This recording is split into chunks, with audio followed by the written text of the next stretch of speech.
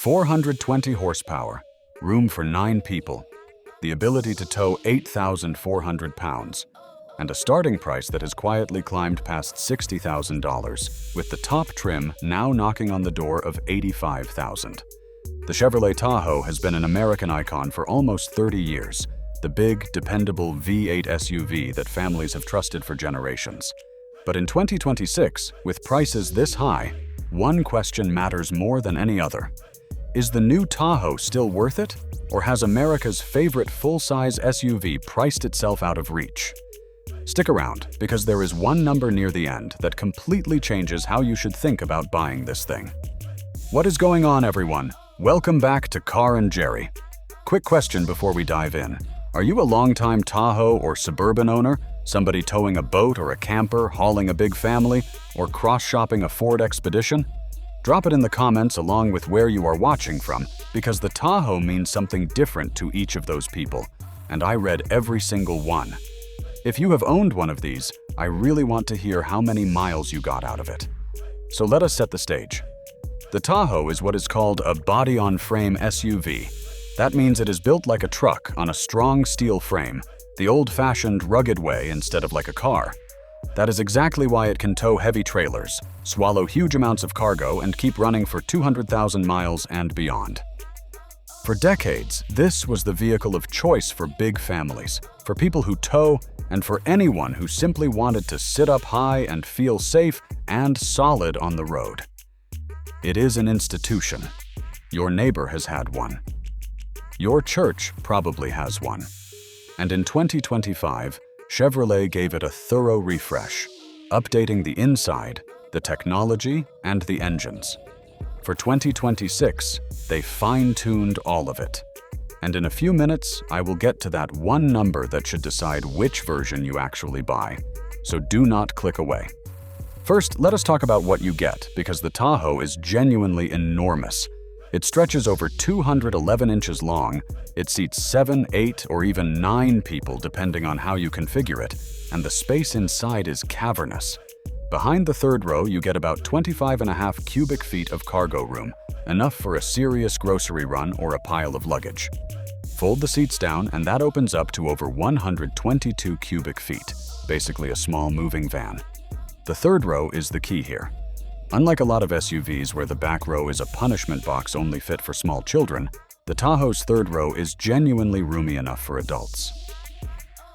That is the magic of all that length. This is a vehicle built to carry your whole family in real comfort, not just on paper. Now, let us talk power, because this is where the Tahoe stays true to its roots. There are 3 engines.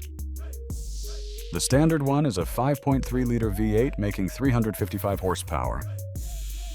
Step up and you can get a 6.2-liter V8 making a stout 420 horsepower and 460 pound-feet of torque, which is the one that feels truly effortless when towing.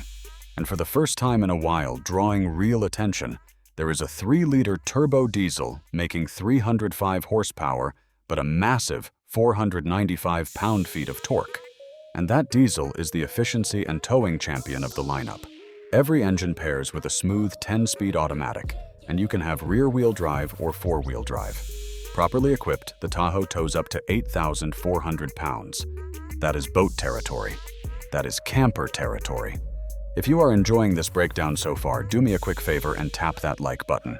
It genuinely helps the channel, and it takes 1 second. But here is where it gets real, and here is fine print number 1. The fuel economy. There is no way around it. These big V8s drink. The gas models are rated at around 15 miles per gallon in the city and 20 on the highway, for about 17 combined. In stop-and-go traffic, that number drops. So if you are buying a Tahoe, you are accepting a trip to the gas station as part of the deal. This is the single biggest trade-off of full-size V8 SUV ownership. And it is exactly why that turbo diesel option is so interesting, because it sips fuel far more gently while actually towing better.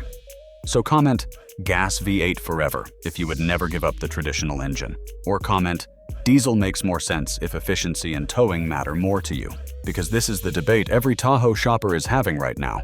Now let us talk about the inside, because this is where the refresh really shows, and it matters a lot for comfort. The cabin now has a huge 17.7-inch touchscreen, plus a digital driver display with wireless Apple CarPlay and Android Auto built right in. But here is the thing I appreciate, and I think a lot of you will too. Chevrolet kept real, physical buttons and knobs for important things. You are not forced to dig through menus on a screen just to change the temperature while you are driving. That is a smart, sensible choice. The seats are comfortable and supportive. The ride on the highway is smooth and quiet, the kind of effortless cruising that makes long road trips melt away. Move up the trims and you get leather, heated and ventilated seats, a heated steering wheel, a premium Bose sound system, real wood trim on the top High Country model, and even available hands-free highway driving on certain versions.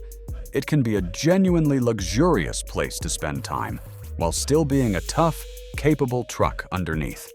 And here is fine print number 2, the part that really matters, the price. This is where you have to pay attention. The Tahoe lineup runs from the base LS at around $60,000, all the way up to the loaded High Country, which crests past $80,000, even touching $85,000 with options. That is a massive spread. And here is the number that should change how you shop. The smartest value in the entire lineup is not the cheapest one, and it is not the most expensive one. It is the LT trim, in the middle. The LT gives you the leather, the heated seats, the power liftgate, the upgraded comfort features that genuinely improve daily life, without tipping over into the luxury price territory of the Premier and High Country. You can option an LT to suit almost any family and still come in well below $80,000. The base LS saves you money but feels a little plain, and the High Country is lovely, but you are paying a steep premium for wood trim and big wheels. So if you take one piece of advice from this video, let it be this. Look hard at the LT. So tell me, knowing all of that, comment worth every penny or too expensive now, and I will pin the best argument from each side. So here is my honest take.